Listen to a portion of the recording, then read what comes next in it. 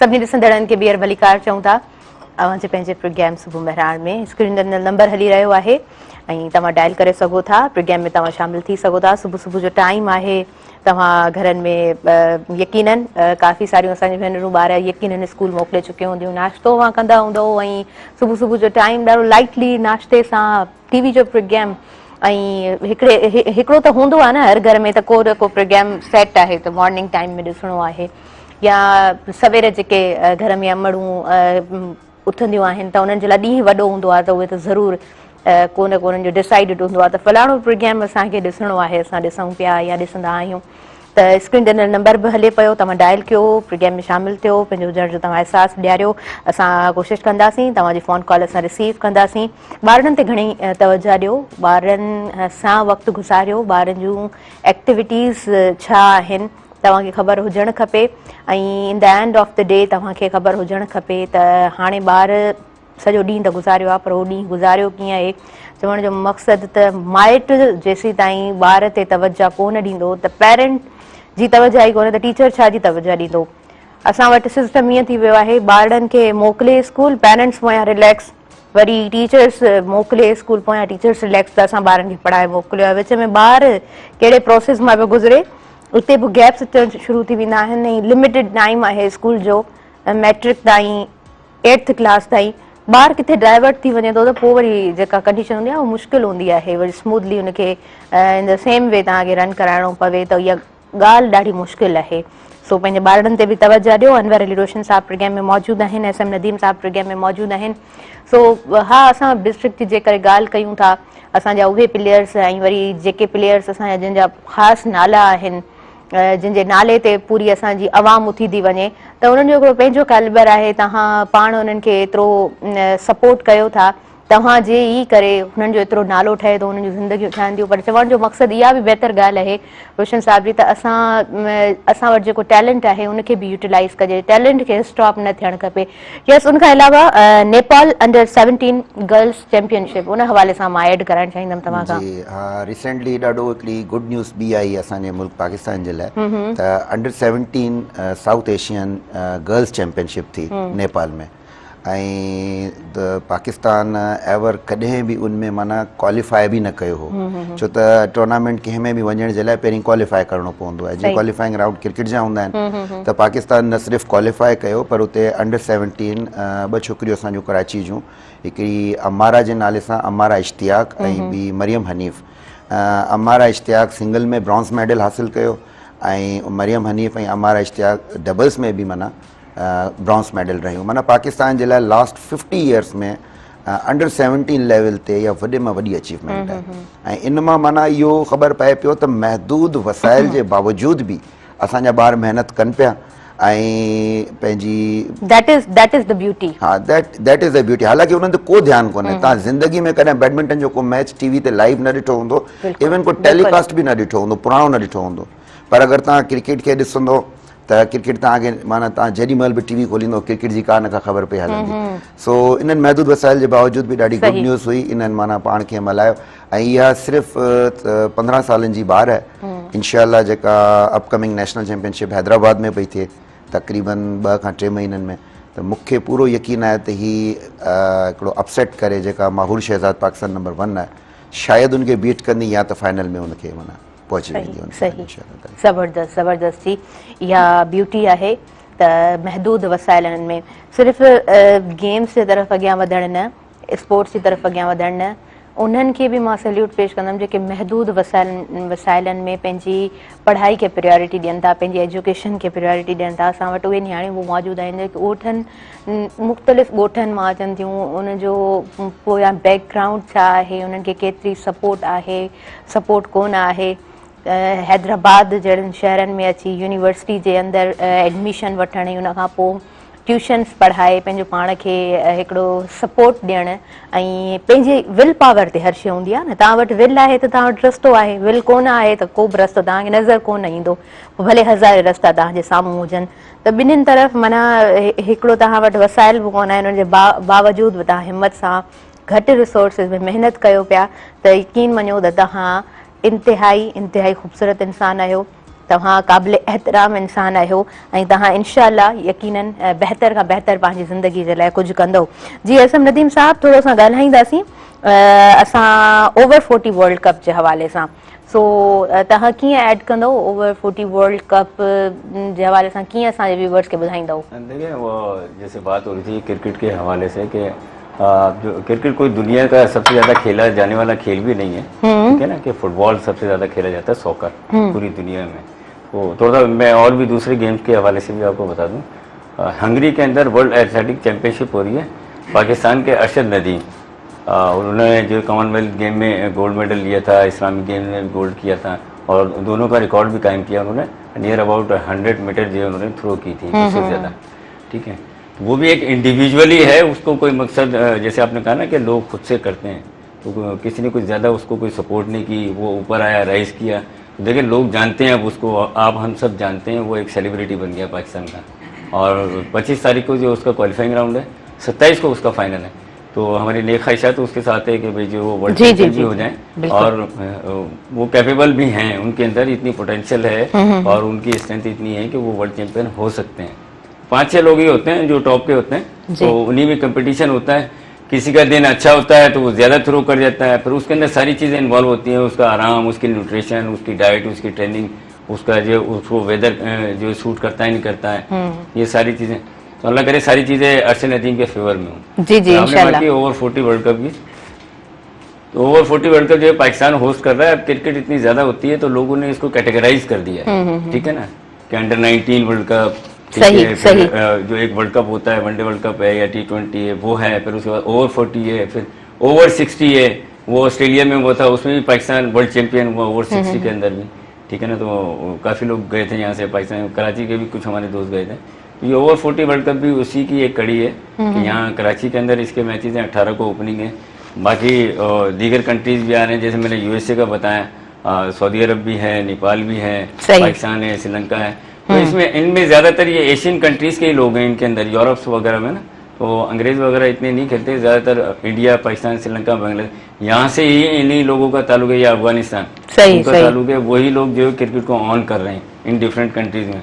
तो ये एक अच्छी बात है कि जैसे अमेरिका में या दूसरे जो ऐसे मुल्क हैं जहाँ पर क्रिकेट नहीं खेली जाती, वहाँ पर इन चीज़ों का इनकाद हो रहा है।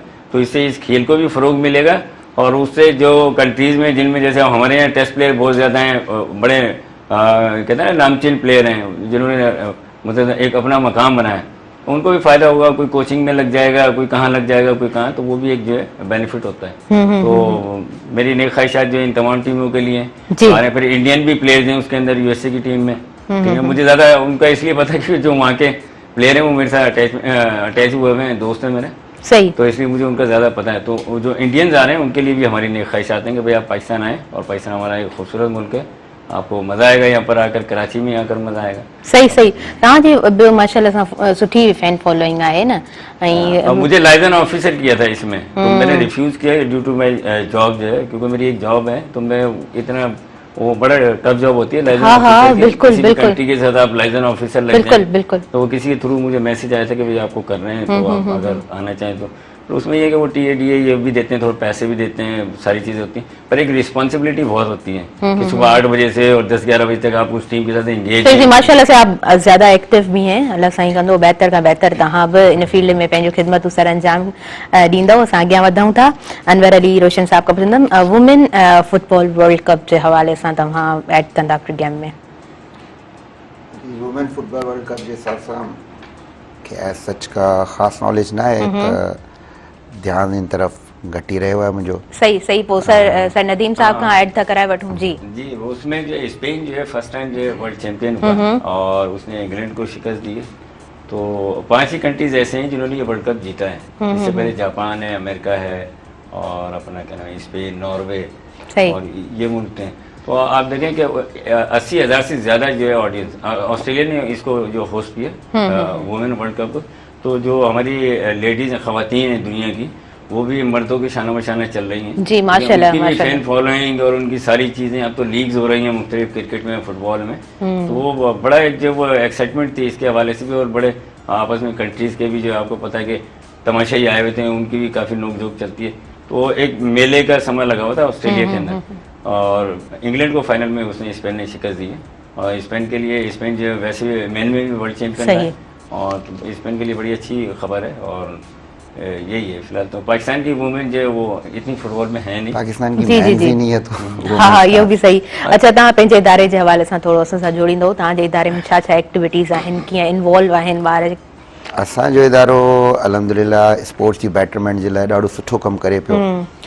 ऐं असां जेके स्पेशली असांजो जेको प्लान आहे, जेका लास्ट गवर्नमेंट असांखे टास्क ॾिनो हो, त माना उहे ॿार जिन्हनि जो स्पोर्ट्स सां कॾहिं ज़िंदगी में को राब्तो ई न रहियो आहे, उन्हनि खे स्पोर्ट्स में आणणो आहे। मीन्स असांजो टास्क इहो न हो त असां माना जेको ऑलरेडी क्रिकेट खेॾे पियो या बैडमिंटन खेॾे पियो त उनखे को प्रमोशन ॾियूं, उनखे बि ॾींदासीं, पर असांजी फर्स्ट प्रायोरिटी जेका आहे, असांजा जेके लिमिटेड फंड्स आहिनि, पहिरीं असां उनखे ॾींदासीं जिन्हनि खे गेम जी का ख़बर ई कोन्हे, माना गेम में आणणो आहे, उन्हनि खे अवेयरनेस ॾियणी आहे। छो त असांजो माना तव्हां अगरि वॾनि शहरनि खे छॾे इंटीरियर में अगरि तव्हां वेंदा त 95% स्पोर्ट्स त ठहियो, एजुकेशन सां बि अवेयरनेस कोन्हे। उते थोरो कमु कयो, नंढा नंढा उते जेके ॻोठ आहिनि, सराड़ी या इन खां बि नंढा जीअं चौदगी, अहिड़े क़िस्म जा नंढा नंढा उते स्टॉप्स आहिनि, उते मां पर्सनली वियुसि, उते वञी मूं उतां जा जेके हाई स्कूल आहिनि उनमें नंढा नंढा मूं लेक्चर डिलीवर कया। उते त मां सम्झां थी अञा वधीक अवेयरनेस जी ज़रूरत आहे। ऐं इहो ई असांजी माना लास्ट जेको असांजो स्पोर्ट्स मिनिस्टर साहिबु हो, उनजो पर्सनल असांखे हिकिड़ो लेक्चर मिलियो कराची में, त मूं वटि अगरि केरु 5 ॿार अहिड़ा खणी ईंदो जिन्हनि ज़िंदगी में कॾहिं बि रांदि न खेॾी हूंदी, हाणे हू रांदि रेगुलर पिया खेॾनि, त इहो मूंखां जेको मूं मांगो इनाम वठे मूंखां वठी वञे, माना हुनजी ॾाढो हिकिड़ो ध्यानु हो इन तरफ़। त हीअ असांजा जेके रिमोट एरिया आहिनि, इन्हनि मां ॿारनि खे कढो। ऐं पोइ इन सिलसिले में असां विज़िट कया, असां सभिनी DSOs विज़िट कया, जीअं मूं पंहिंजे एरिया में विज़िट कया, नंढा नंढा जेके ॻोठ हुआ उनमें वियासीं, ॿारनि खे लेक्चर डिलीवर कयासीं। हिकिड़ी मज़े जी तव्हांखे मां ॻाल्हि ॿुधायां, उते स्किल तमामु स्किल जी ज़रूरत आहे, फिज़िक ॾाढी ज़बरदस्त आहे हुननि जी। रिमोट एरिया आहिनि, हुननि जो खीर सुठो आहे शायदि, हुननि जूं भाॼियूं सुठियूं आहिनि शायदि। हिकिड़े ॿार खे मूं उते छा त एथलेटिक्स जो हिकिड़ो सिंपल इवेंट हूंदो आहे जेको असां किथे बि कराए सघंदा आहियूं, high jump, long jump. High jump त वरी बि टिपिकल थी वियो, लॉन्ग जंप असां किथे बि कराए सघंदा आहियूं। हिकिड़ो माना ॿारनि जी माना पोटेंशियल लेवल चेक करण जे लाइ। त तव्हां यकीन करियो, जेको हैदराबाद जो रिकॉर्ड आहे न, उनखे उतां जो मक़ामी ॿार जंहिं ज़िंदगी में 1 या 2 जंप मस ॾिना आहिनि, उनखे क्रॉस करे वियो। पोइ मूं वरी हुनजी मेजरमेंट कई, बाक़ाइदा नेट ते मूं हुनखे कढियो, त हीउ ॿार जेको आहे माना जेको हैदराबाद जो प्रोफेशनल लॉन्ग जंप जो जेको जंपर आहे, उनखां वॾी जंप ॾेई वियो। मक़ामी हिकिड़ो ॿार उन्हनि जी सिहत उन्हनि जी ज़बरदस्त आहे, उन्हनि खे पॉलिश करिणो आहे, उन्हनि खे स्किल्स ॾियणा आहिनि, उन्हनि खे वठी अचिणो आहे वॾनि शहरनि में, ऐं या उते मौक़ा पैदा करणा आहिनि, त उहो वॾो हिकिड़ो नालो माना पैदा करे सघंदा। सही पिया चओ, बिल्कुलु सही चओ पिया। ऐं हिन जे पोयां 2 टे रीज़न्स इहे ई आहिनि त उतां जो जेको फूड आहे, ऑर्गेनिक फूड आहे। तव्हां शहरनि जी ज़िंदगी में ॾिसो त पाण वटि खीर बि प्रॉपर कोन थो अचे, त यकीनन इहे कुझु रीज़न्स रहनि था। जी जी जी, पाण सर ऐड कयूं था, पर साइज़ तरफ़ वधी वठूं। नंढड़ी ब्रेक आहे, stand tune, we are just coming back.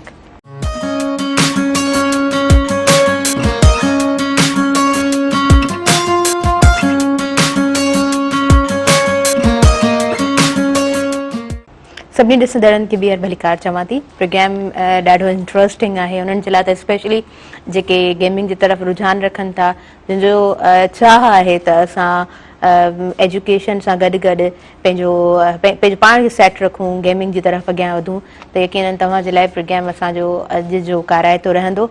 ऐं सुठा गेस्ट असां वटि मौजूदु आहिनि। असां वटि जेके महिमान आहिनि स्पोर्ट्स एक्सपर्ट पर्सन वेठा आहिनि, त बहितर तरीक़े सां हर शइ खे इंडिकेट करण जी भरपूर कोशिशि कनि पिया। असम नदीम साहब खां ऐं BICCL T25 जे हवाले सां ऐड करणु चाहींदमि। जी, ये BICCL T25 जो ये इंडियन बेस्ड लीग है और नया फॉर्मेट है क्रिकेट। मैंने जैसे बताया ना, कैटेगराइज कर दिया है अंडर 9 ऐसी जो इसको T20, T10, T25 और 50 ओवर और फिर टेस्ट। तो ये नया format Indian based, Yasin Hussain साहब हैं, इंडिया के हैदराबाद से ताल्लुक़ है, वो इसके CEO हैं। तो ये 5-6 जो कंट्रीज़ हैं, पाकिस्तान, बांग्लादेश, इंडिया, श्रीलंका, जिम्बाब्वे, इस टाइप की जो कंट्रीज हैं, इनके दरमियान जो बच्चे जो है नीचे से ग्रास रूट लेवल से, जैसे हम बात करते हैं ना, डिस्ट्रिक्ट लेवल से जो है 2 एज ग्रुप रखे हैं इसमें, 14 से 19 साल, 20 से 29 साल, यानी 2 एज ग्रुप के जो है बच्चों के मुकाबले होंगे। फिर वो जो है डिस्ट्रिक्ट से वो रीजन में जाएंगे, रीजन से प्रोविंस में जाएंगे, प्रोविंस से वो इंटरनेशनल जो है वो लीग्स होंगी, जिसमें 2 लीग जो उन्होंने पाकिस्तान के नाम से रखी है, कराची और एक जो है मुल्तान के नाम से। तो इसमें खेलेंगे वही बच्चे जो इंटरनेशनल लेवल पर जाकर जो इसमें रजिस्टर्ड होंगे इस मकसद T25 लीग के अंदर। तो पाकिस्तान से राना खालिद साहब हैं, उनको उन्होंने कोऑर्डिनेटर किया है और फिर उन्होंने मज़ीद लोगों को अपने जो नीचे जो मकसद कोऑर्डिनेटर के तौर पर लगाया है, जैसे पंजाब है, सिंध से जो है मुझे नॉमिनेट किया उन्होंने जी, माशाल्लाह माशाल्लाह। तो मैंने सिंध में तकरीबन तमाम डिस्ट्रिक्ट में जो कोऑर्डिनेटर्स भी लगा दिए हैं, डिविजनल और डिस्ट्रिक्ट लेवल पर। सही। और फीमेल का भी इवेंट है, ये गर्ल्स हैं उनके लिए भी ये है, तो वो जो है वो भी रजिस्टर्ड हो सकती हैं। और किसी को बाम है तो वो रब्ता कर सकता है कि भाई इसमें क्या क्या है, क्योंकि बच्चे अक्सर पूछते हैं ना फेसबुक पे, मैसेंजर पे कि भाई कैसे होगा क्या होगा। तो हमने हर डिस्ट्रिक्ट में कोऑर्डिनेटर्स लगाए हैं, आप उनसे रब्ता करें और रजिस्टर्ड हो जाएं, उसके बाद हम इसके मुकाबले करवाएंगे। तो एक यूरोपियन टीवी चैनल है, उसने भी इसको जो है वो MOU साइन किया उसके साथ, तो वो जो है लाइव कवरेज देगा इसकी पूरी लीग की। तो इसमें हमारे मिसबाउल्लाह के, इमरान नज़ीर और इंटरनेशनल क्रिकेटर हैं, श्रीलंका के हैं, दिलारा फर्नांडिस हैं और तिशारा परेरा है, फिर मल्टी पेनेसर है, मुन्ना पटेल इंडिया, ये तमाम लोग जो इसके लीग के साथ जुड़े हुए हैं, तो वो लोग भी इसमें इन्वॉल्व हैं। और फिर हम भी काम कर रहे हैं, थोड़ा कोई ना कोई 2-4 बच्चे अगर ऊपर चले जाते हैं, देखें वो कहते हैं ना कि एक ईंट लगाना भी जो वो कार्य खैर का काम होता है। तो अगर एक बच्चा भी हमारे सिंध से कोई ऊपर चला जाता है और वो खेल जाता है, तो हमारे लिए यही जो कामयाबी का हाँ बिल्कुल तव्हां बिल्कुल सही चओ पिया, मकसद जो हमारा हासिल हो जाए। सही पिया चओ त हिकिड़ी सिर रखण बि तव्हांजे लाइ कामयाबी जो बाइस बणिजी सघे थी। त चवण जो मक़सदु त उन्हनि ॿारनि खे प्रमोट कयो जेके मुतवजा आहिनि इन तरफ़, रिमोट एरिया मां असां सपोर्ट असांजे तरफ़ खां जेकर आहे या इदारनि जे तरफ़ खां सपोर्ट मिली थी वञे त छा था सम्झो त केतिरो बहितरी जो कमु थी सघे थो? तमामु ज़बरदस्त दादी। मूं थोड़ी देरि पहिरीं हिकिड़ी ॻाल्हि कई पे रिलेटेड आहे जी जी जी। त मूं हुन ॿार जॾहिं हिकिड़ो जंप लॻायो जेको असांजे प्रोफेशनल ॿार बि न पिया लॻाए सघनि, त मूंखे ॾाढी माना वरी वही साॻी ॻाल्हि, ऐं रिसर्चर MPhil जो स्टूडेंट आहियां, त रिसर्च दिमाग़ में ऑलरेडी अची वेंदी आहे। त मूं चयो हिन खां पुछां त हिन अहिड़ो कहिड़ो कमु कंदो आहे जंहिंजे बेस ते, छो त रुगो डाइट जे बेस ते एॾो जेको जंप नथो थी सघे, एॾो लॉन्ग जंप नथो थी सघे। का उन जी एक्टिविटी हूंदी त मूं चयो अहिड़ी का एक्टिविटी, या त पोइ का मक़ामी गेम खेॾंदो हूंदो, कुझु न कुझु हूंदो माना कंहिं न कंहिं। त हुन जी ख़बर पई त दुनिया जी कंहिं स्पोर्ट्स में इन्वॉल्व न आहे। मूं चयो पोइ आख़िर अहिड़ो छा आहे? पोइ उनजे वालिद सां इतफ़ाक़ सां मुंहिंजी चए साईं हिन में हिकिड़ी ॾाढी सुठी आदत आहे। मूं चयो कहिड़ी आदत आहे? चई हीउ 7 बजे सुम्हंदो आहे, सुबुह जो 7 बजे उथंदो आहे, 12 कलाक निंड कंदो आहे। त मुंहिंजो हिकिड़ो नंढड़ो हिकिड़ो राय आहे त जेका निंड आहे न, हिन खां वॾी का नेमत ई कोन्हे। सही सही। निंड तव्हांजी हर शइ खे, माना हुन ॿार खे छा आहे त जेॾीमहिल असां को बि ॾींहं में जेके कमकार कंदा आहियूं, जेकॾहिं 8 आवर्स जी स्टैंडर्ड निंड चवंदा आहिनि त 8 hours a day, 8 hours sleep in the day, it's proper standard आहे।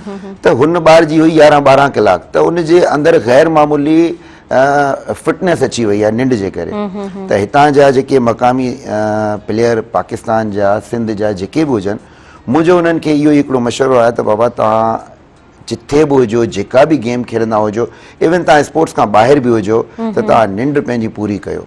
छो त इन निंड जे ई करे तव्हांजा मसल फटी ख़तमु थिए थी, तव्हांजी बॉडी जेका आहे उनमें हिकिड़ो रिधम अचे थो, तव्हांजो जज़्बो वधे थो, तव्हांजी बॉडी खे हिकिड़ो एक्स्ट्राऑर्डिनरी बूस्ट मिले थो। यस, विदाउट एनी डाउट। ऐं हिते इन शइ जी लेक आहे। मूं ॾिठो आहे हिते जेके बि असांजा खिलाड़ी आहिनि, मां ख़ुदि हैदराबाद जे बैडमिंटन जो खिलाड़ी बि रहियो आहियां पाकिस्तान लेवल जो, त मूं ॾिठो आहे 11-12 बजे ताईं दोस्तियूं कंदा, वरी 2-3 कलाक मोबाइल हलाईंदा, वरी अर्ली मॉर्निंग रनिंग ते बीठा हूंदा, त निंड त थी 2-3 कलाक। पोइ तव्हां केतिरी बि महिनत कयो, तव्हां इंटरनेशनल लेवल ते कॾहिं बि न पहुची सघंदा अगरि निंड खे तव्हां प्रॉपर न वठंदा। थोड़ा सा मैं भी ऐड करना चाहूँगा। हाँ बिल्कुल, आऊं भी ऐड करण चाहियां थी, तव्हां खां पहिरीं ऐड करां थी जी प्लीज।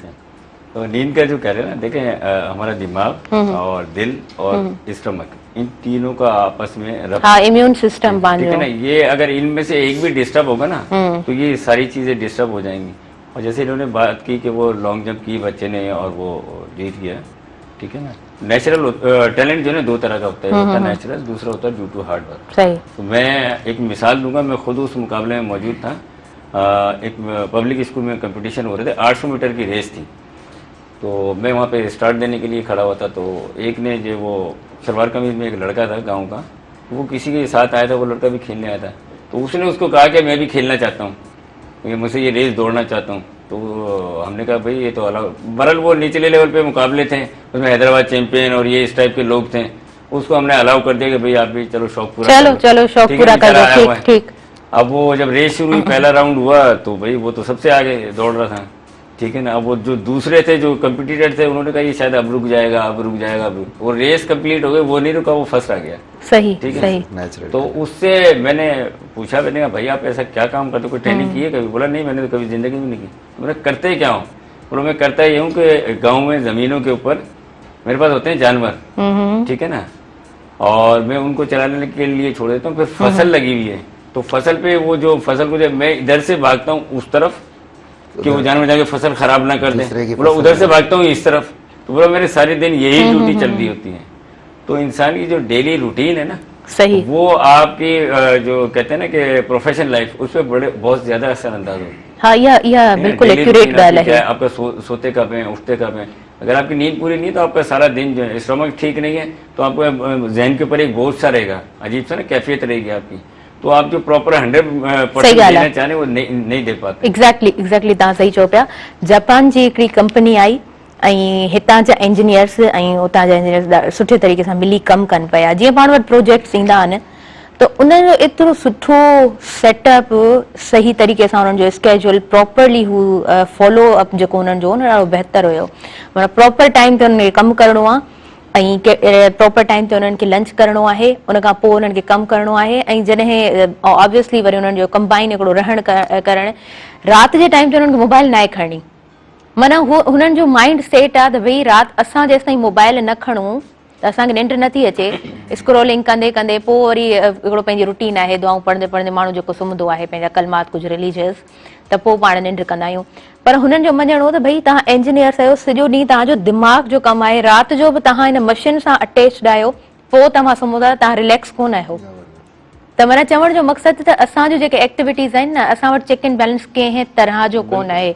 ऐं उनखां पोइ सुबुह जो तकड़ तकड़ में स्टूडेंट्स स्पेशली तकड़ तकड़ में स्कूल वञिणो आहे, कॉलेज वञिणो आहे और यूनिवर्सिटी कंहिं बि इंस्टीट्यूट जी तरफ़ वञिणो आहे, नाश्तो प्रॉपर तरीक़े सां असां वटि कोन आहे, त उनजो सिधो सो जेको असरु आहे असांजी हेल्थ ते पवे थो, त पोइ कमकार प्रॉपर तरीक़े सां नथा थी सघनि। सो बहितरु आहे। स्टार्टिंग ॾिसो, ॻाल्हि स्टार्टिंग में मूं कई त सवेर सुम्हो सवेर उथो। जो आपने कही ना बात, जी उहा ई अची वई। मैं जो अक्सर मोटरसाइकिल वगैरह पे बेटे के साथ जा रहा होता हूँ, तो बेटा बहुत तेज चलाता है मेरा ना, वो भी मतलब प्रैक्टिस करने आता है हैदराबाद, तो उसको मैं कहता हूँ कि टंडोजाम से और हैदराबाद तक आप कितनी ही तेज क्यों ना चला लो भाई, कितने मिनट का फर्क होगा, 5 मिनट का, 4 मिनट का या 7 मिनट का, सही। क्यों ये तो नहीं है कि लाहौर जा रहे हैं कि भाई आप 120 या 40-30 स्पीड से जाएंगे तो कोई घंटों का फर्क आ जाएगा, ठीक है ना। तो कहने का मकसद ये कि मेरी उन बच्चों को भी और जो तमाम लोग हैं उनको ये एडवाइस है कि भाई खुदा के लिए आप 10 मिनट पहले निकल जाए करें, अपने आराम से जाएं, ताकि आप जो वो दूसरे मामला जो एक्सीडेंट है खुदा ना उन चीज़ों से भी बच जाएं। तो बच्चों को भी ये एडवाइस, बच्चे जो वो एट ए टाइम बिल्कुल जो आपने कहा ना तकड़ तकड़ में, तो वो ऐसे ही करते हैं कि वो कभी कुछ चीज़ भूल गए और स्पीड में भागे हुए जा रहे हैं, तो उससे ये नुकसान क्या होता है कि वो कभी ना कभी खुदा न खास्ता ऐसा इंसिडेंट हो जाता है या कोई ऐसी चीज सही सीन क्रिएट हर ॾींहं ते अहिड़ा इंसिडेंट्स पाण खे मिलनि पिया। माइंड रिलैक्स कोन आहे त कुझु बि पाण प्रॉपर तरीक़े सां करे कोन था सघूं। ॿी ॻाल्हि त मॉर्निंग टाइम में यकीनन तव्हांजो जॾहिं निकिरणु थिए थो ऐं हाईवे खां जेकर तव्हांजो गुज़र सफ़र आहे त तव्हां ॾिसंदा हूंदा हाई व्हीकल्स जेके पंहिंजूं ईंदियूं आहिनि, हिकिड़ी हाई व्हीकल जे करे पूरो रोड बंदि हूंदो आहे ऐं असां सही टाइम ते निकिरंदा न आहियूं त प्रॉपर टाइम ते पहुची कोन सघंदा आहियूं। ॿियो जल्दी जल्दी में निकिरणु, हाई व्हीकल्स त हूंदियूं आहिनि, ट्रक्स जेके हूंदियूं आहिनि स्पेशली पत्थरनि जूं भरियल या क्रैश जूं भरियल जेके ट्रक्स हूंदियूं आहिनि, त उन्हनि खां बि बचाव तमामु ज़रूरी आहे। स्लोली तव्हां पंहिंजी बाइक हलायो, उहो जेको टाइम तव्हांजो कंज़्यूम थिए थो तव्हांजी बेटरमेंट जे लाइ हूंदो आहे। जल्दी जल्दी ऐं पंहिंजे स्केड्यूल खे फॉलो करणु, पंहिंजी जॉब जी तरफ़ भॼणु, इन सां बि काफ़ी सारा नुक़सानात फेस पाण सभु कयूं था। ॿी ॻाल्हि त हेल्दी एक्टिविटीज़ जेकर कोन आहिनि त माइंड ॾाढो जल्दी डाइवर्ट थींदो आहे ऐं असां ॾिसूं पिया अॼु जे टाइम में त यंगस्टर्स ॾाढो सही इन्हनि तरफ़ नशा जेके आहिनि इन्हनि जी तरफ़ उन्हनि जो घणो रुझान आहे। त प्रॉपरली असांजो जेको माहौल आहे न उन में अलाए छो एतिरी तब्दीली अची वई आहे जो उनमें का स्मूथनेस रही न आहे।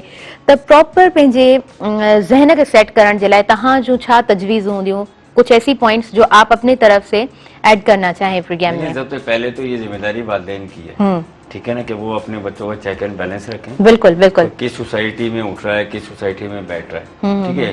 फिर वो कहते हैं ना कि लुक बिजी डू नथिंग, उनको बच्चों को कम से कम इतना बिजी रखें आप कि जो है ना, बेशक कुछ भी उसके जी, जी, जी, बिल्कुल, बिल्कुल। उनको आप बिजी रखें कि वो जो है वो किसी और तरफ डाइवर्ट ही ना हो, ठीक है ना। उनका आप जो डेली का जो एक प्रोग्राम जो है चेकआउट करें, कितने बजे उन्होंने उठना है, स्कूल कब जाना है, स्कूल से आके कुरान पढ़ने कब जाना है, ग्राउंड के लिए कब जाना है, ट्यूशन कब जाना है, ये सारी चीजें बीइंग ए फादर या मदर जो है आपको देखनी है बच्चों को। और फिर उसमें भी आपने जो है वो चेक एंड बैलेंस रखना है सही। कि भाई वो ट्यूशन में जाके या मदरसे जा रहा है, कहीं और तो नहीं चले गए। होते हैं ना बच्चे मस्जिद में कुरान पढ़ने जा रहे होते हैं, कहीं मदरसे में जा रहे हैं, तो वो पता पड़े मदरसे तो गए नहीं, कहीं और होटल पर बैठे हुए हैं, कहीं और जगह बैठे हुए हैं।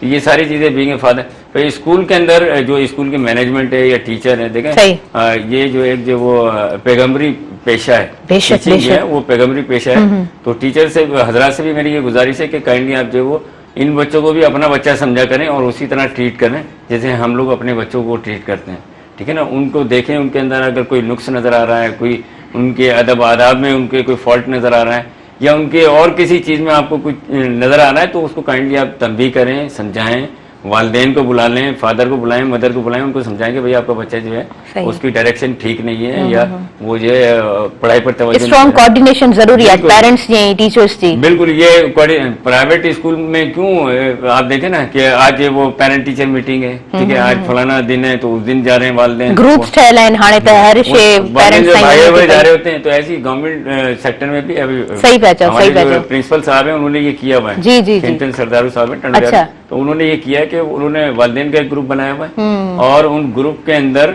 वो जो है वालिदैन को भी जो है इन्फॉर्मेशन भी देते रहते हैं और बच्चों को भी जो है कह देते हैं अगर कोई ऐसा होता है कि भाई अपने पेरेंट को ले फिर आप आकर बैठे और बता देते हैं कि भाई आज हमने बैठने नहीं दी आपके। सही सही। एसएम नदीम साहब जो तरफ का कुछ तजवीज़ कुछ पॉइंट्स जेके यकीनन यूज़फुल आहिनि ऐं मां सम्झां थी त उहे पेरेंट्स जेके इन्हनि शयुनि खे फॉलो कंदा हूंदा उहे त यकीनन फ़ाइदे में आहिनि, पर जेके पंहिंजे कमकारनि में घणा बिज़ी रहनि था, तव्हांजी टीचर सां जेका कोऑर्डिनेशन आहे उहा इंतिहाई ज़रूरी आहे। तव्हां प्रॉपर ॼाण जेकर ॿार जी वठो था त उन सां ॿार बि तव्हांजो अलर्ट रहंदो त घर में ऑब्वियसली असांजी इहा एक्टिविटी आहे घर में ख़बर पइजी वेंदी ऐं ओवरऑल डे में ॿार छा थो करे, त उन हवाले सां बि तव्हांखे थोरो अलर्ट रहण जी ज़रूरत ज़रूरु आहे।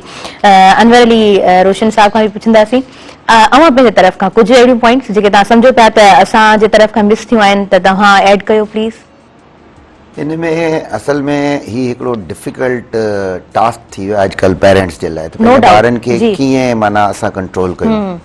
सही ॻाल्हि आहे, हर पेरेंट सुठी ॻाल्हि पंहिंजे ॿारनि खे डिलीवर कंदो आहे त बाबा वक़्त ते उथो, वक़्त ते सुम्हो, रांदि खेॾो, बिज़ी करण जी बि कोशिशि कंदा आहियूं, पर मुंहिंजो अंदाज़ो आहे त ऑलमोस्ट मेजॉरिटी जेका आहे उहा उन्हनि जा औलाद, उन्हनि जा जेके ॿार आहिनि उहे अॼुकल्ह जे हिन दौर में उन्हनि जे चए में घटि ई आहिनि, स्पेशली जेके माना अबव 15 ॿार जेके माना यंग थियनि पिया, हाणे माना एडल्ट थियनि पिया, उहे नथा अचनि उन में। हाणे इन जे लाइ मूंखे लॻे थो जेको मूं वटि आइडिया आहे त गवर्नमेंट खे थोरो इन शइ ते माना ध्यानु ॾियणो पवंदो त ॿारनि जे स्कूलनि जे अंदरि एजुकेशन जेका आहे उहा फॉर्मेलिटी रहिजी वई आहे। मीन्स असां ॿार स्कूल मोकिलियूं था, शाम जो असां ट्यूशन ते मोकिलियूं था, जेकॾहिं ॿार खे नथो अचे त स्कूल जो कमु आहे त ॿिए ॾींहुं उनखे पॉइंट आउट करे माइटनि खे ॿुधाए तव्हां सॼो साल स्कूल न वञो, स्कूल बि तव्हां सां को कॉन्टेक्ट न कंदो। उनखां पोइ तव्हां ॿार खे जेतिरो बि बिज़ी कंदा तव्हां उनखे मोकिले छॾियो कंहिं सेंटर में, उते बि ॿारु कोन थो पढ़े, उते बि वरी ॿियो जेको लॉस कयो आहे न सोशल मीडिया गैजेट्स ऐं जेके इहे आया आहिनि न, असां जॾहिं ॿार हुआसीं, जॾहिं असां नंढा हुआसीं त असांजे दौर में असां वटि वाहिद जेको हिकिड़ो रांदि या हिकिड़ो एंटरटेन जो तरीक़ो हूंदो हो न, उहो हूंदो घिटी में वञी रांदि खेॾणु, घर जे अॻियां वञी रांदि खेॾणु, ऐं उते असां सिखंदा बि हुआसीं। उन दौर जा वॾा बि ॾाढा सुठा हुआ, बाबा हीअं न थींदो आहे, हीअं थींदो आहे, उन दौर में रांदूं बि ॾाढियूं सुठियूं हुयूं। हाणे ॿारनि खे इहे गैजेट मिली विया आहिनि, घर में हर माण्हू ओनरशिप इलाही हूंदी, पाड़े ओड़े जो माण्हू ॾिसे पियो, उन ॿार खे सम्झाए छॾियो, वरी पेरेंट इन्वॉल्व न थींदो, चवंदो हा बाबा तव्हां ॿार खे सम्झायो ठीकु आहे, उहो माना बिल्कुलु ईअं वॾनि वांगुरु ई ट्रीट कंदा हुआ असांखे। ऐं उन खां पोइ जेको असांजो मेन लॉस कयो आहे हिननि गैजेट्स कयो आहे घरनि जे अंदरि ॿारनि में, हिकिड़ी नंढी मुंहिंजी टेक्निक आहे जेका आउं यूज़ कंदो आहियां, मां नाज़रीन खे ॿुधाइणु चाहींदुसि, तव्हां ट्रस्ट कंदा, मुंहिंजे घर में वाईफाई कोन्हे। अच्छा, हाँ, मुझे घर में वाईफाई कोन्हे, हालांकि वॾो उन ते तनक़ीद भी थींदी आहे, हिन दौर में वाईफाई कोन्हे, छा आहे त मूं पंहिंजे तरफ़ां हिकिड़ो एनालाइज़ कयो त आख़िर आउं ॿारनि खे गैजेट्स खां इन्हनि खां कीअं परे रखां। मोबाइल त अॼुकल्ह हर कंहिं वटि आहे, घर में वाइफ वटि बि हूंदी आहे, मूं वटि बि हूंदी आहे। ॿियो न त वरी अच्छा, स्मार्ट टीवी जे बहाने सां त वाईफाई त हर घर में आहे ई आहे। वरी कंप्यूटर बि आहे न, पर सही, मूं सही। न रखियो आहे, वाईफाई खे न रखियो आहे मूं इहो सम्झो आहे त जेको थोरो घणो ॿार पढ़े थो न उन खां बि वञे थो जंहिं घर में वाईफाई आहे। पोइ छा थो थिए, तव्हांजे घर में वाईफाई न आहे, ॿार डेटा ते अगरि कुझु ॾिठो बि थोरो घणो हेॾां होॾां त वरी उन बाबा रखी छॾ, या मिसाल कंप्यूटर ते वेठो आहे त कंप्यूटर घर जे हिकिड़े मेन एरिया में हुजे।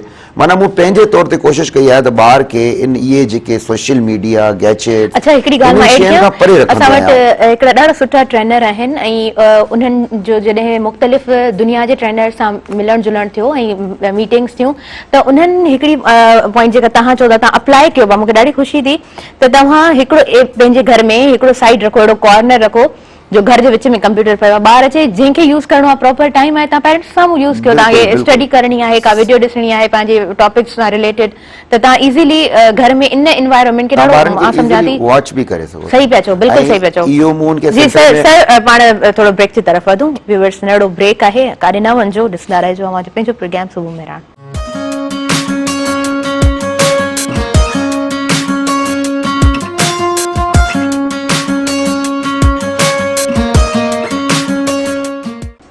सभिनी ॾिसंदड़नि खे आउं ॿीहर भलीकार चवां थी, अवां जे पंहिंजे प्रोग्राम सुबुह में राण में गेमिंग जे हवाले सां ॻाल्हि ॿोल हले पई ऐं फिज़िकल एक्टिविटीज़ केतिरियूं इंपॉर्टेंट आहिनि तव्हांजी डेली रूटीन में। यकीनन तव्हां पाण यकीन रखंदा हूंदा त फिज़िकल एक्टिविटीज़ इलाही इंपॉर्टेंट आहिनि। समटाइम्स ईअं थींदो आहे पाण खे जेकर फीवर आहे ऐं पाण टैबलेट खाई सुम्ही पवंदा आहियूं त पोइ अञा वधीक उहा सुस्ती ख़बर पवंदी आहे त असांजे जिस्म में केतिरी सुस्ती आहे, केतिरो पाण फेस कयूं पिया। पर वरी कंहिं एक्टिविटी में लॻी वञूं था, उनखे इग्नोर कयूं था, ठीकु आहे टैबलेट बि खाधी आहे, पाण चांहि वग़ैरह पी छॾी आहे, जल्दी सां मूंखे लॻंदो आहे त पाण थोरो उन शइ मां हटूं पिया, रिलीफ मिल जाता है। हा माइंड पंहिंजो सेट हूंदो आहे। सो मुंहिंजे ख़्याल सां त थोरो थोरो हेल्दी पंहिंजो जेको आहे न एनवायरनमेंट घटिजी वियो आहे, थोरो न पर तमामु घणो, त उनजे करे पाण सभु ॾाढो घणो सर्वाइव कयो आहे। अच्छा सर, मां अव्हां खां पुछणु चाहींदसि त ॻोठनि जे अंदरि पाण जेकर सिंध जी ॻाल्हि कयूं त उहो रुझान घटिजी वियो आहे, पहिरीं कोॾी कोॾी रांदि, मल्ह मुक़ाबला ऐं जेके बि असांजूं मक़ामी रांदियूं आहिनि, वॉलीबॉल, XYZ जेके बि असांजी मक़ामी रांदियूं आहिनि, उन्हनि जो पहिरीं रुझान अञा बि हूंदो हो, हाणे घटिजी वियो आहे, ईअं आहे, पोइ उनजो इम्पैक्ट छा थो पए? पहिरीं ॻाल्हि त सही आहे तव्हांजी ॻाल्हि, बिल्कुलु ईअं ई आहे, ॻोठनि में बि माना रुझान ख़तमु थी वियो आहे। वरी उहा ई साॻी ॻाल्हि अची वेंदी, हिन जेको इंटरनेट एरा आयो आहे न, इन्हनि डिस्टर्ब करे छॾियो आहे हर जॻह ते। उते बि ॿारनि खे हाणे तव्हां कंहिंखे बि ॾिसंदा त उनखे हिकिड़ी सुठी मोबाइल वठणी आहे ऐं उन ते सॼो ॾींहुं टिकटॉक ठाहिणा आहिनि या ॾिसणा आहिनि, उन्हनि जो बि ध्यानु जेको आहे टोटली माना इन तरफ़। अच्छा, माइटनि जी बि हिकिड़ी माना ग़लती आहे, माइट उनखे ॾिसी ऐं चवंदा हाणे ठीकु आहे लॻा पिया हुजनि, माना उन्हनि जो माइटनि जो बि ध्यानु कोन्हे। ऐं स्पोर्ट्स वाकई वॾा मलाखड़ा, वॾियूं शयूं असां स्पोर्ट्स में वॉलीबॉल जा इवेंट ॾिठा, मैचिस ॾिठा, अॼुकल्ह उहो ई होटल, इहो सोशल मीडिया गैजेट्स, इहो उते बि माना आम थी विया आहिनि। एतिरे हद ताईं हिकिड़ो नंढिड़ो मां तव्हांखे वाक़ियो ॿुधायां, हिकिड़ो स्कूल आहे उते मां वियुसि, उते सराड़ी खां थोरो पहिरीं, नालो मूंखे शहर जो ॻोठ जो विसरी वियो आहे, उते मूं वञी पुछा कई त हिते तव्हांजो जेको PTI टीचर केरु आहे, स्पोर्ट्स जो टीचर केरु आहे, हुननि जो उहो मैथ पढ़ाईंदो आहे। उहो मैथ पढ़ाईंदो आहे, एंगेज कयो वियो आहे, माना पोइ बाबा रांदि खेॾाईंदो आहे, न रांदि न खेॾाईंदो आहे। मूं हुनजे प्रिंसिपल खां पुछियो त बाबा हिनखे PTI खे तो हिन में छो लॻाए छॾियो आहे, चवंदी रांदि केरु खेॾे ई कोन थो, मैथ जो टीचर असां वटि आहे कोन, तंहिंजे करे हिनखे लॻाई। माना ॻोठनि में तबाही आहे, स्पोर्ट्स कुझु बि कोन्हे, बिल्कुलु बि। हालांकि बिल्डिंग्स त वॾियूं आहिनि, सभु कुझु आहे, गवर्नमेंट पंहिंजा स्टेप्स पूरा करे छॾिया आहिनि, मक़ामी माण्हुनि जूं ग़लतियूं आहिनि। गवर्नमेंट जॾहिं बिल्डिंग बि ठाहे छॾी, PTI टीचर बि ॾेई छॾियो, हाणे उन प्रिंसिपल जो कमु आहे त उनखां स्पोर्ट्स जो कमु वठे।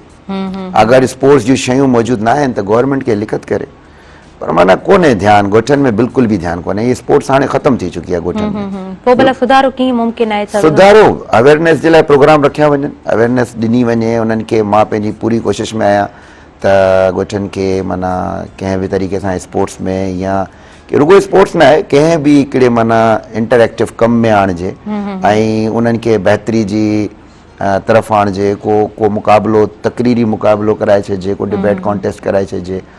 कोशिशि में आहियूं जेतिरा असांजा वसाइल आहिनि, पर ध्यानु माज़रत सां कंहिंजो बि ध्यानु कोन्हे, ॻोठ तबाही जो ध्यानु आहे। सही, हीअ बि तव्हांजी कोशिशि आहे ऐं मेहरान TV जी बि यकीनन ही कोशिशि आहे त असां अवेयरनेस ॾेई सघूं ऐं जिथे जिथे बि आवाज़ पहुचे पियो अवां बि कोशिशि कयो त जिन स्कूल जेके स्कूल अव्हांजे घरनि जे अॻियां मौजूदु आहिनि जिन स्कूल्स में टीचर्स पीटी टीचर त मौजूदु आहे पर पीटी प्रॉपर तरीक़े सां कोन पई थिए ऐं उहो टीचर को ॿियो सब्जेक्ट पढ़ाए पियो त थोरो तव्हां उतां जा ई मक़ामी माण्हू थियो उन ई ॻोठ जा थियो त तव्हांजो बि राइट आहे स्कूल में वञो तव्हां विज़िट कयो ऐं अव्हां जा ॿार यकीनन पढ़ंदा हूंदा ओड़े पाड़े जा ॿार पढ़ंदा हूंदा त उन हवाले सां तव्हां बि ॻाल्हाए सघो था ऐं प्रॉपर तरीक़े सां कमु अव्हां बि कराए सघो था। ॿी ॻाल्हि त जिथे उस्तादनि जी ज़रूरत आहे उते बि उस्तादनि खे भर्ती कयो वञे काफ़ी बहितर कमु बि थियो आहे हिन हवाले सां पर स्टिल असां वटि अञा गैप्स मौजूद आहिनि। सर नदीम खां बि पुछंदासीं सर ये जो आप बातें सुन रहे हैं अनवर अली रोशन साहब ने जिस तरह से बताया तो आप क्या ऐड करेंगे और आप क्या समझते हैं कि किस तरह से बेटरमेंट का प्रोसेस हो सकता है? नहीं, सबसे पहले तो ये कि जो आपने गेम बताया ना ये ट्रेडिशनल गेम्स हैं हमारे मतलब 6 गेम्स होते हैं जिसमें बनीवटी है, मलाखड़ा है, कोडी कोडी है, शूटिंग बाल है, ठीक है ना, ये इस टाइप के गेम है। और ये ऐसी बात नहीं है कि नहीं होते हैं, अभी हुसैनाबाद में भी होता है मतलब जो गाँव गोठ है उधर नहीं होते हैं, यहाँ होते हैं। अब और है भी मतलब कोई एक्सपेंसिव गेम नहीं है। असल में इशू क्या है कि हम मुआशी तौर पर इतने परेशान हो गए हैं सही कि हमारा ध्यान इन चीज़ों की तरफ से हट गया है। अब मुझे पता है गाँव के अंदर कोई बेचारा किसी के साथ लाइट के इश्यूज हैं, किसी के साथ खाने के इश्यूज हैं, जो करवाने वाला है वो कैसे करवाएगा, वहाँ पर कोई तो होना चाहिए ना। और जो स्कूल का है, स्कूल का भी यही है कि हम किसी न किसी जो वो ट्रबल में ही रहते हैं, कभी जो बोर्ड आ जाता है, कभी कुछ मसला हो जाता है, कभी गवर्नमेंट चली जाती है, तो हमारा जो अनसर्टिनिटी चलती रहती है हमारे मुल्क के अंदर ना, मुझसे हम लोग स्टेबल हो ही नहीं पा रहे हैं कि एक हो कि भाई ठीक है हमने अभी ये कर लिया है तो अब हम नेक्स्ट की तरफ देखें, वो है ही नहीं। हम कर लेते हैं फिर थोड़े दिन के बाद फिर वहीं पर ही आकर खड़े हो जाते हैं कि हमारी गवर्नमेंट चली जाती है, फिर इलेक्शन, फिर मामला दूसरे, फिर ये सारी चीज़ें। तो जो बेहतरी की जो आपने बात की, अब देखें सिंध गेम जो है 2018 में हुए थे, ठीक है, ये डिस्ट्रिक्ट स्पोर्ट्स ऑफिसर अभी लगाए हैं, मेरे ख्याल से 30 के करीब लोग लगे हैं पूरे सिंध के अंदर, ठीक 25 के करीब, अब 25-30 के करीब ही हैं। वो पोस्टें तो मेरे ख्याल से 27 थी टोटल, बारह वो जितने भी लगे 25-30। तो 2018 में सिंध गेम्स हुए, उसके बाद सिंध गेम्स नहीं हुए, सही, ठीक है ना। जैसे इन्होंने कहा अभी मिनिस्टर साहब ने कहा कि भाई मैं 4-5 बच्चे ले आए और जो वो आप अगर वो खेल लें प्रॉपर, देखिए इनका 2023 में शेड्यूल्ड है शायद सिंध गेम्स। अच्छा ये तो हर साल होने चाहिए, 2023 में क्यों शेड्यूल्ड है? ये सही बोल रहे हैं, गैप आ गया। हर साल होने चाहिए ना, फंड भी है, सारी चीजें पर इहो बेहतर है जो हींअर ॻाल्हि थिए पई 2023 में भी। देखिए उस सिंध गेम्स से भी मैंने खुद जो वो 3-4 सिंध गेम्स खेले हैं, तो हमारे लिए तो वही ओलंपिक हुआ करते थे जब मैं खेलता था। सही सिंध गेम्स हो रहे हैं उसकी तैयारी करो, पूरे साल हम तैयारी करते थे। तो जब ये इस किस्म के गेम्स नहीं होंगे, फिर सिंध स्कूल गेम्स होते थे, पहले लड़काना में हुए, फिर उसके बाद कराची में, वो दोनों मैंने खेले, ठीक है, वो नहीं हो रहे, वो खत्म हो गए, वो भी सिंध गवर्नमेंट करवाया करती थी। जब इस किस्म की एक्टिविटी नहीं हुई तो बच्चे किसके लिए तैयारी करेंगे और कहाँ खेलेंगे? तो वो आपस में तो खेलने से रहे, फिर वो क्रिकेट ही खेलेंगे कि भाई चलो वहां जाके कोई बाबर आजम बनने की कोशिश करेगा, कोई हारिस रऊफ बनेगा, कोई शहनशाह अफरीदी बनेगा। बिल्कुल सही चाहिए। तो ये एक्टिविटीज करवाना जरूरी है। फिर स्कूल्स के अंदर जितने भी प्राइमरी सतह के स्कूल हैं उसके अंदर जो है स्पोर्ट्स की क्लास को अब जो है वो लाजमी करार देते हैं, ठीक है ना। जैसे चाइना के अंदर जो है उन्होंने एज ग्रुप के हिसाब से रनिंग को लाजमी करार दिया है, फिजिकल एक्टिविटी। ऐसे ही हमारे स्कूलों में भी दे सकते हैं क्या?